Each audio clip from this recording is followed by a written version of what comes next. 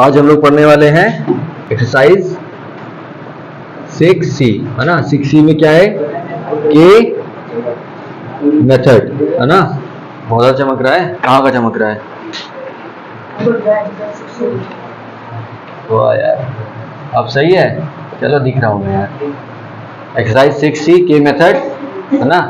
जब एक्सप्लेन कर रहे समझ में आएगा ना थोड़ा बहुत। बुक भी खोल के बैठना वीडियो देखते टाइम, सब मतलब कि वीडियो पर ही डिपेंडेंट मत रहो, है ना।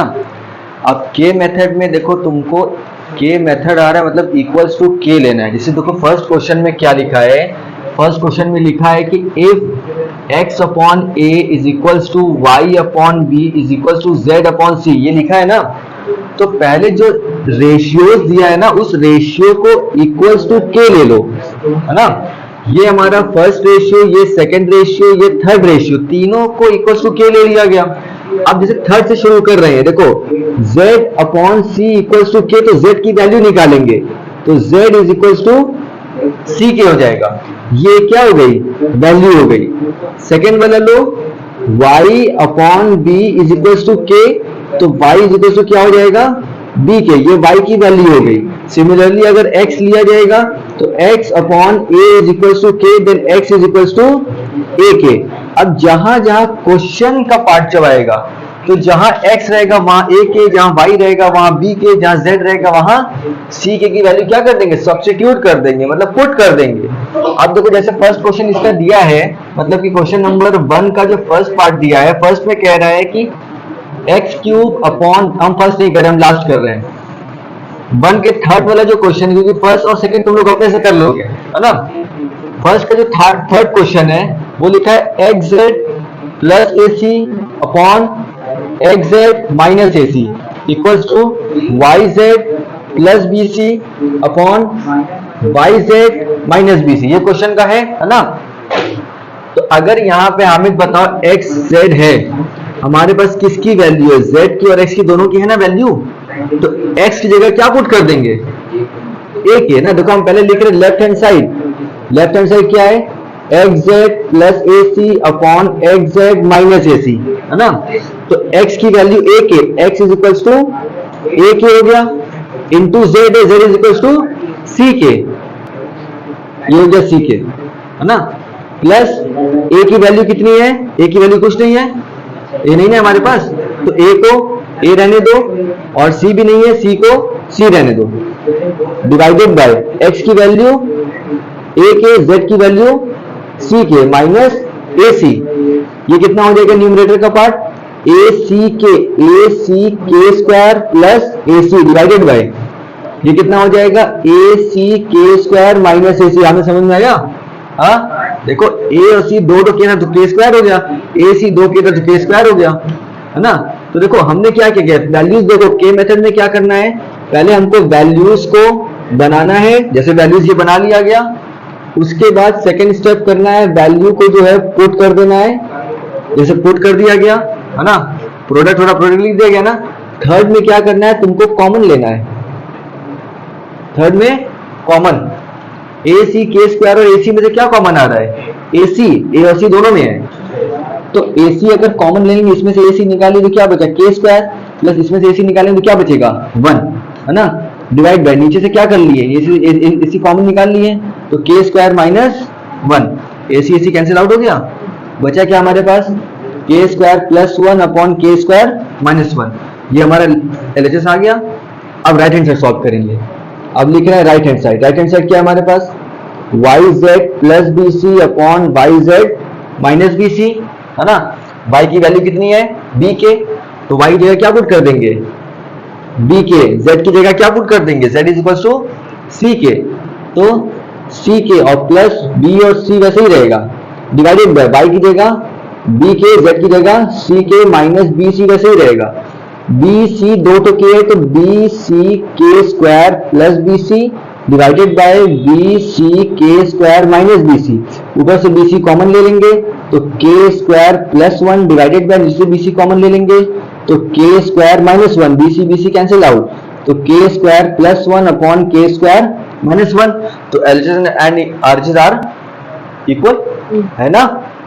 जो हमारा लेफ्ट हैंड साइड आया वही चीज हमारा क्या आया, राइट हैंड साइड आया। Therefore LHS is equals to RHS, hence proof. 2 वाले में देखो क्या लिखा है, इधर देखो समझ में आ जाएगा। क्वेश्चन नंबर 2 में वो पहले मेंशन किया है A upon b is equals to C upon D is equals to E upon F, ऐसे मेंशन किया है ना। तो इसको क्या कर लेंगे, इक्वल्स टू K ले लेंगे। और क्वेश्चन अगर हम 2 का देखो, 2 का सेकंड क्वेश्चन सॉल्व कर रहे हैं, 2 का फर्स्ट तुम लोग को अपने से करना रहेगा। 2 के सेकंड क्वेश्चन में कहा है under root a to the power 4 plus c to the power 4 divided by b to the power 4 plus d to the power 4 is equals to pa square, बड़ा कॉम्प्लिकेट लग रहा है, qc square whole divided by pb square plus qd square। ये question है ना। ये question number 2 solve करा है। देखो अब इसमें a upon b is equal to c upon d is equal to e upon f दिया है, तो हम लोग इस वैल्यूज को क्या कर लेंगे, इक्वल्स टू k, है ना। तो इस देखो कहीं से भी स्टार्ट कर सकते हैं। पहले a upon b is equals to k लेंगे तो a is equals to dk, ये एक वैल्यू हो गई। फिर c upon d is equals to k लेंगे तो c is equals to dk, ये एक वैल्यू हो जाएगी। और फिर उसके बाद e upon f is equals to k लेंगे तो e is equals to fk, ये एक वैल्यू हो गई। वैल्यूज मिल गई सारी। अब वैल्यूज को LHS में और RHS में क्या कर देना है, पुट कर देना है ना। अगर हम लेफ्ट हैंड साइड की बात करें, लेफ्ट हैंड साइड क्या लिखा है, ये चीज, तो अंडर रूट a की पावर 4, a कितना है हमारा b के, तो क्या हो जाएगा, b की भी पावर 4 हो जाएगी और k की भी पावर 4 हो जाएगी। फिर प्लस लिखा है c की पावर 4, c कितना है d के, तो इसका मतलब कि d की भी पावर 4 हो जाएगी और k की भी पावर 4 हो जाएगी। डिवाइड बाय b की पावर 4, b कितना है, b तो है ही नहीं, तो b को b रहने दो और d को d रहने दो, क्योंकि d तो नहीं ना है। वैल्यूज पुट हो गई, कुछ लाइक टर्म्स नहीं दिख रहा है, तो अब कॉमन लो, कॉमन लेंगे तो अंडर रूट, ऊपर से क्या कॉमन आ रहा है, देखो k की पावर 4 कॉमन आ रहा है ना। तो अगर k की पावर 4 इसमें से निकालेंगे तो b की पावर 4, k की पावर 4 इसमें से निकालेंगे तो b की पावर 4, डिवाइडेड बाय b की पावर 4 प्लस b की पावर 4, ये दोनों क्या हो गया, कैंसिल आउट हो गया। बचा क्या, under root k to the power 4, तो k की पावर 4 का स्क्वायर रूट करेंगे, कितना आंसर आ जाएगा,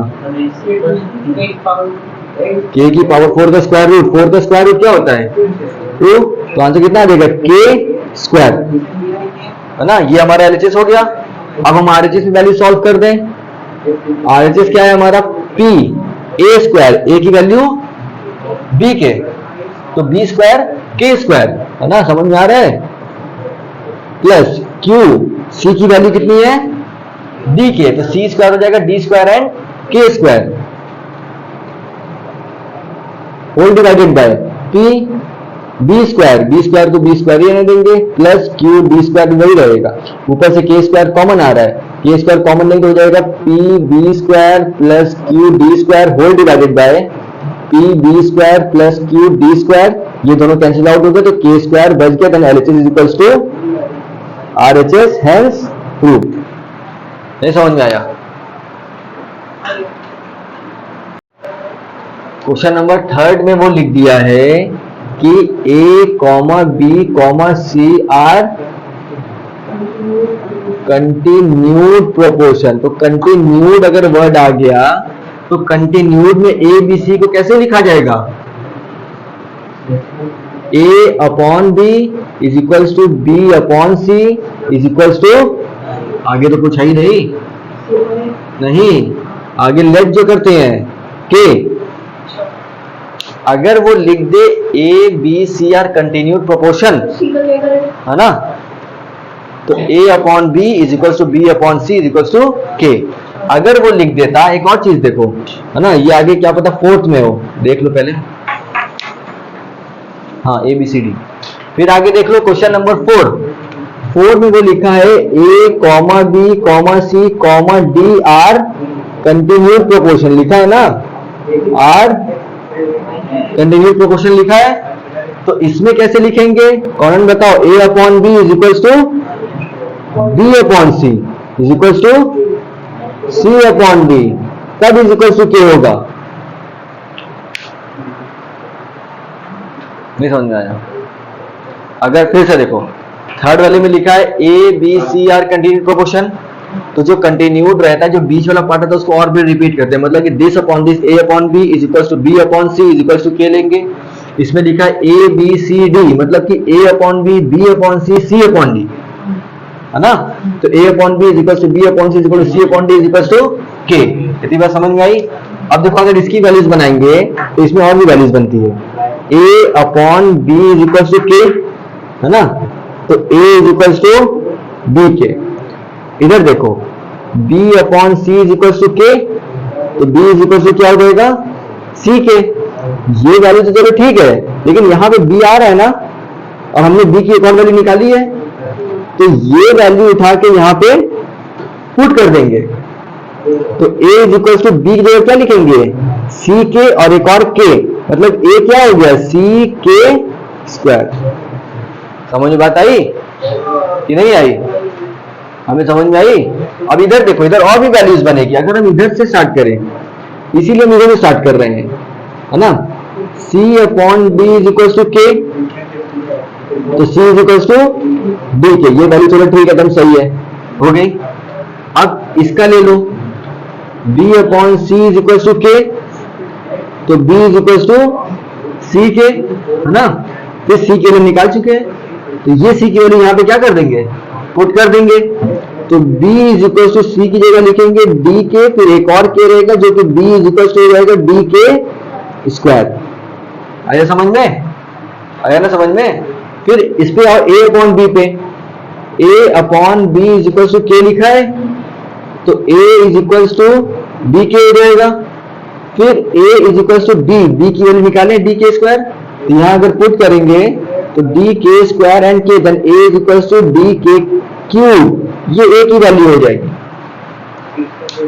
नोट करो इतना। चलो हामिद बताओ, a क्यूब अगर यहाँ है, a की वैल्यू कितने लिखा है, c के स्क्वायर, तो यहाँ पे हो जाएगा c के स्क्वायर की होल पावर 3 प्लस b की वैल्यू कितना लिखा है, c के, ये हो जाएगा c के की होल पावर 3, और c क्यूब को वैसे ही रहने देंगे, divide by a square, a की वैल्यू c के स्क्वायर है, तो c के स्क्वायर की होल पावर 2, b की वैल्यू c के है, तो c के का स्क्वायर एंड c स्क्वायर वैसे ही रहेगा। ऊपर का अगर ब्रैकेट्स ओपन करेंगे तो ये हो जाएगा, देखो c cube k to the power 6 plus c cube k की power 3 plus c cube whole divided by c square k की पावर कितनी हो जाएगी, 4, k की power 4 into c square k square into c square is equal to, ऊपर से क्या common आ रहा है, c क्यूब कॉमन आ रहा है, k to the power 6 plus k cube plus 1 whole divided by, है ना। नीचे कितना हो गया, c square c square c square, क्योंकि सब प्रोडक्ट में है तो पावर सारी ऐड हो जाएगा, c की पावर 6, है ना, k4 k स्क्वायर, और यहाँ पे हो जाएगा k की पावर 6, c क्यूब से c6 कटेगा तो कितना बचेगा, c क्यूब k6 इतना बचा। ये हमारा लेफ्ट हैंड साइड हो गया। अब राइट हैंड साइड पे आते हैं, है ना। Right hand side 1 upon a cube plus 1 upon b cube plus 1 upon c cube, 1 upon a to the power कितनी है, a is equal to c k square. जब यहाँ वैल्यू पुट करेंगे तो हो जाएगा c cube k to the power 6, है ना, plus 1 upon b cube, b कितना है, c के, कितना हो जाएगा, c cube and k cube plus 1 upon c cube. अब इसमें एलसीएम लिया जाएगा, इसका, इसका और इसका, इसमें सब में c है, c की पावर इसमें कितनी है, 3, इसमें कितनी है 3, इसमें कितनी है 3, तो इसका मतलब कि हमारा जो हाईएस्ट पावर वो वही एलसीएम हो जाएगा। तो c cube k to the power 6 क्या हो गया, एलसीएम हो गया। अब फ्रैक्शन लगाएंगे, एलसीएम को डिनोमिनेटर से डिवाइड करोगे, जो नंबर आएगा उसको 1 से मल्टीप्लाई, तो अगर इसको इससे डिवाइड करेंगे, दोनों सेम चीज है ना, कैंसिल आउट हो जाएगा, बचेगा क्या 1, प्लस इसको अगर इससे डिवाइड करेंगे तो c क्यूब कैंसिल आउट कर देगा, यहाँ 6k है और यहाँ 3k है, तो k क्यूब बच जाएगा, है ना। तो k क्यूब इंटू 1 मतलब कि k क्यूब यहाँ हो जाएगा, इसको इससे डिवाइड करेंगे तो c क्यूब कैंसिल आउट हो जाएगा, बचेगा k6, तो k टू द पावर 6 बच गया। इसको मैच करो, सेम है, सेम है, तो therefore LHS equals to RHS आया समझ में? इसको नोट कर लो,